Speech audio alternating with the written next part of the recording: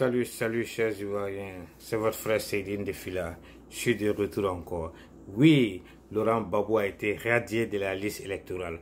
Gbagbo Laurent ne sera jamais sur la liste électorale encore. Gbagbo Laurent ne sera jamais candidat en Côte d'Ivoire et Gbagbo Laurent ne sera jamais président en Côte d'Ivoire. On vous l'a dit, on vous l'a répété 1000 fois, mais vous les gens de PPS, les gars, vous faites semblant de ne pas comprendre. Comme vous êtes têtus, on va vous montrer ça sur papier encore sur les faits. Gbagbo Laurent ne sera pas candidat, il a été radié et il ne sera jamais candidat ici en Côte d'Ivoire, il ne sera jamais président encore. On vous le répète encore. Ce n'est pas une surprise. Depuis en 2020, on vous l'a déjà dit. Mais qu'est-ce que vous ne comprenez pas dans ça? C'est vous qui dites que vous êtes des intellectuels. On vous parle français, vous êtes en train d'insister. Mais comme vous êtes des partisans de violence, parce que Gbagbo Laurent lui-même, il s'est montré au public ivoirien avec la violence. Il est rentré dans la politique encore avec la violence. C'est lui qui a traité le président Félix Houphouët-Boigny ici de voleur de tout et de rien ici, a envoyé les casses, les brûlures partout en Côte d'Ivoire. C'est Laurent Gbagbo. Vous voyez, mais vous pensez que ce que vous êtes en train de dire, on va lancer des mots d'ordre, il faut que les gens se lèvent, ceci, cela, ça peut effrayer qui? Personne. Ça ne peut pas effrayer quelqu'un. On n'a pas peur de ça. Je vais vous dire quelque chose. Vos mots d'ordre là, la Côte d'Ivoire ne va pas aller en ébullition. Il n'y aura pas de troubles en Côte d'Ivoire. Il n'y aura pas de révolution en Côte d'Ivoire. Les Ivoiriens sont en paix. Les Ivoiriens sont contents. Les Ivoiriens sont heureux aujourd'hui. Et je vais vous dire que les gens vont aller à leurs occupations. Ils vont vaquer à leurs occupations. Et puis ça ne chauffe pas. Et puis Gbagbo n'est pas candidat. Et Gbagbo ne sera pas président en Côte d'Ivoire. Et puis ça ne chauffe pas. Et puis on continue.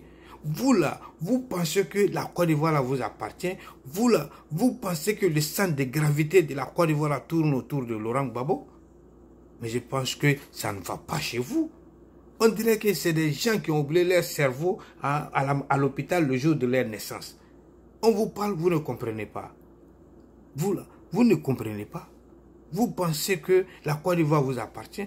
Ce n'est pas vos aïeux qui ont débroussaillé les herbes de la Côte d'Ivoire. Ce n'est pas vos grands-parents qui ont coupé les herbes de la Côte d'Ivoire.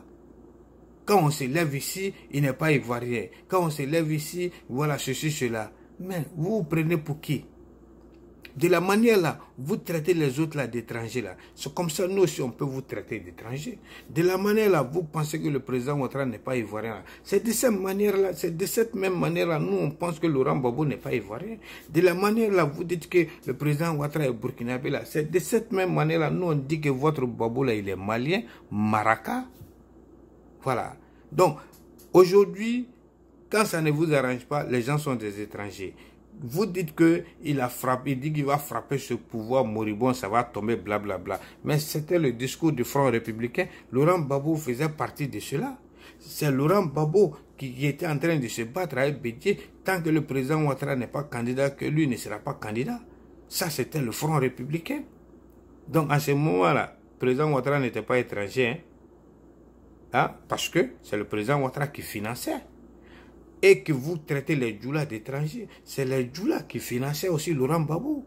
C'est les djoulas qui ont fait Laurent Gbagbo.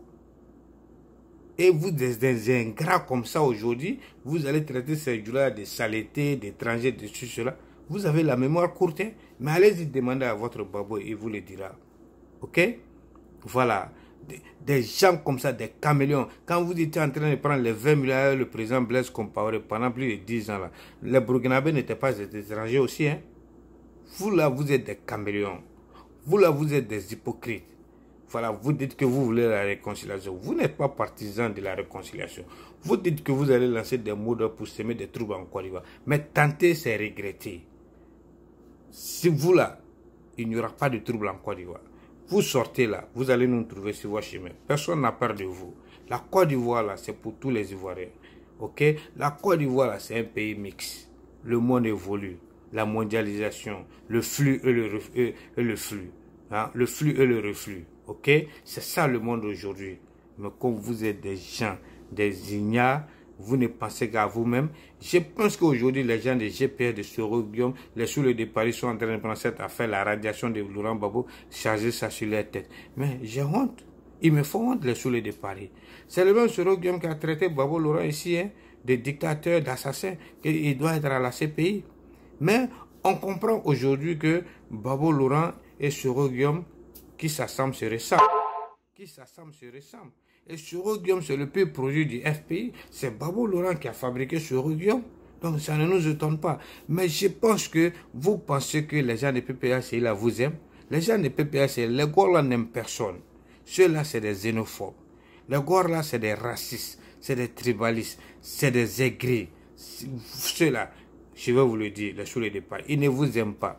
Mais vous pensez que ceux-là, vous allez vous joindre pour essayer d'attaquer la Côte d'Ivoire, déstabiliser le pouvoir du président Ouattara. Cela ne vous arrange pas, les sous les départ. Je pense que votre objectif, votre combat doit être aujourd'hui. Comment faire ce Guillaume peut rentrer en Côte d'Ivoire? Comment trouver une solution pour qu'il y ait l'entente, la paix entre Soro Guillaume et le président Ouattara? C'est ce qui devait être votre combat aujourd'hui, les sous les départ. Mais pas vous joindre à ces xénophobes-là, à ces tribalistes-là, à ces jaloux-là, à ces aigris-là, des gens aigris comme ça. Ils ne vous aiment pas, ils n'aiment personne. Pour eux, ils pensent que la Côte d'Ivoire les appartient. Ils pensent qu'ils sont majoritaires en Côte d'Ivoire. Mais si vous êtes majoritaire, Babo n'est pas candidat, il ne sera pas candidat. Et puis maintenant, ça ne choque pas. Qu'est-ce que vous pouvez faire? Nous, c'est réaction, action et réaction.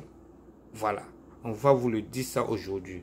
Donc, que vous devrez comprendre que ça, ce n'est pas une surprise, c'était là. Si la CPA a libéré Babo, vous pensez que la CPA a libéré Babo, qu'il est innocent.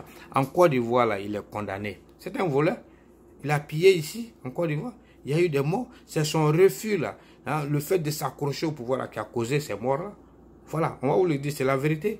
Voilà. Donc, lui, là, il ne peut plus être candidat. C'est fini. Comme vous dites que vous, là, vous criez. Le président Ouattara a bel et bien dit, tant que Babo sera candidat, Bédié sera candidat, le président Ouattara sera candidat. Mais si vous ne voulez pas que le président Ouattara soit candidat, mais présentez des jeunes. Présentez des jeunes. Ils n'ont qu'à affronter les jeunes du RHDP. Les Touré Mamadou sont là. Ils vont s'affronter sur le terrain. Et puis, on va voir. Hein?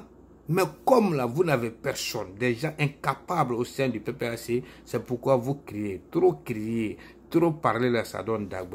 Les Damana Picasso là, c'est des jeunes. Les Katina là, les Dom Mélon là, c'est des jeunes. Pourquoi eux-mêmes, ils ne viennent pas se présenter? Parce qu'ils sont incompétents. Il n'y a personne. C'est ça qui est la réalité. Donc, au lieu d'aboyer toujours là, venez, montrez-nous les preuves que vous avez des gens compétents. Si Babo n'est pas là.